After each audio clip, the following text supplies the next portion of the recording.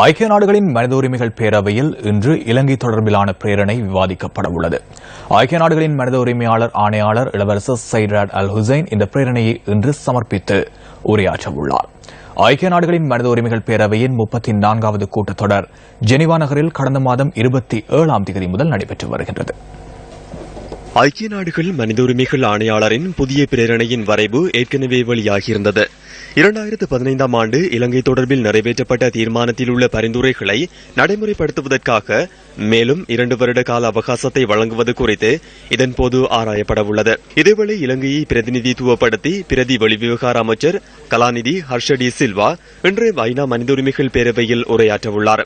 ஐநா மனித உரிமைகள் பேரவையின் அங்கத்துவ நாடுகளின் பிரதிநிதிகள் மற்றும் அரசு சார்பற்ற நிறுவனங்களின் பிரதிநிதிகளும் இன்று இலங்கை தொடர்பில் தமது நிலைப்பாட்டை அறிவிக்க உள்ளனர். இந்த பிரேரணை நாளைய தினம் உறுப்பு நாடுகளின் கருத்துக்கள் கேட்டறியப்பட்டு நிறைவேற்றப்படவுள்ளமை குறிப்பிடத்தக்கது.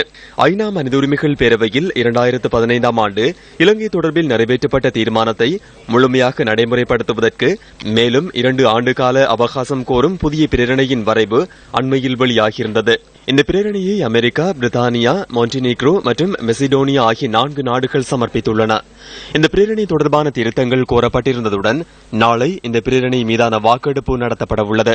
இலங்கை தொடர்பில் நிறைவேற்றப்பட்ட 30 பிரேரணையை முழுமையாக அமல்படுத்துவதற்கு இலங்கை அரசாங்கத்தை வலியுறுத்துவதாக புதிய பிரேரணை வரைவில் தெரிவிக்கப்பட்டுள்ளது. இலங்கையின் மனித உரிமைகள், உண்மை, நீதி, நல்லிணக்கம் மற்றும் பொறுப்புக்கூறலை மேம்படுத்தும் நடவடிக்கைகளை ஊக்கப்படுத்துவதாகவும் அதில் குறிப்பிடப்பட்டுள்ளது. இலங்கையில் மனித உரிமை, உண்மை, நீதி, நல்லிணக்கம் மற்றும் பொறுப்புக்கூறலை உறுதிப்படுத்துவதற்காக ஆலோசனைகளையும் தொழில்நுட்ப உதவிகளையும் ஐநா மனித உரிமைகள் ஆணையாளரும் சம்பந்தப்பட்ட அதிகாரிகளும் தொடர்ந்து வழங்க வேண்டும் எனவும் அமெரிக்கா உள்ளிட்ட 4 நாடுகளால் முன்வைக்கப்பட்டுள்ள பிரேரணையில் வலியுறுத்தப்பட்டுள்ளது.